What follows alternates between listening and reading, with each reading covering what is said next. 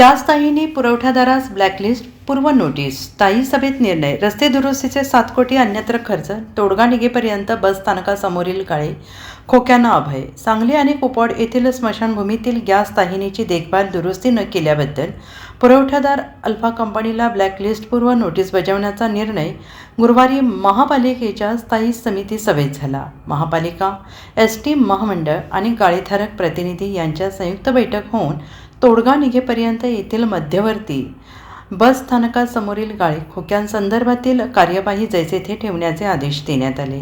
सभापती अतुल माने सभेच्या अध्यक्षस्थानी होते। सदस्य संतोष पाटील, मैनुद्दीन भगवान, अभिजित भोसले, मयूर पाटील, ॲडव्होकेट स्वाती शिंदे, मोहन वाटवे, गणेश माळी, उदय बेलवलकर, कीर्ती देशमुख, दीपाली पाटील, पद्मश्री पाटील, बबिता मेंढे, स्मिता यमगर, मालुश्री खोत, शिरीन पिरजादे, सुरेश बंडगर, अतिरिक्त मुख्य कार्यकारी अधिकारी राहुल रोकडे, नगर सचिव सहदेव काकडे तसेच खातेप्रमुख उपस्थित होते।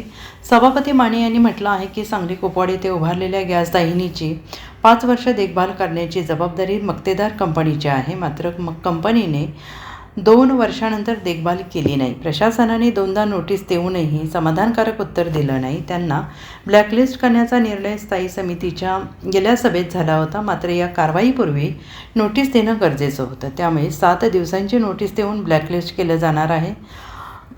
भारत पेट्रोलियमच्या गॅस लाईनसाठी रस्ते खोदाईनंतर त्याच्या दुरुस्तीसाठी कंपनीने महापालिकेला 8 कोटी रुपये दिलेले आहेत।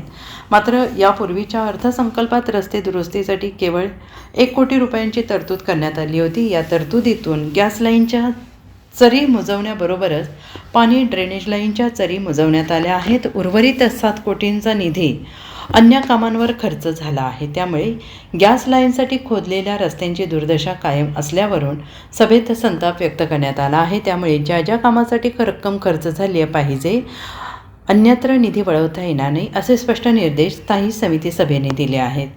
Bureau report, SPN Marathi.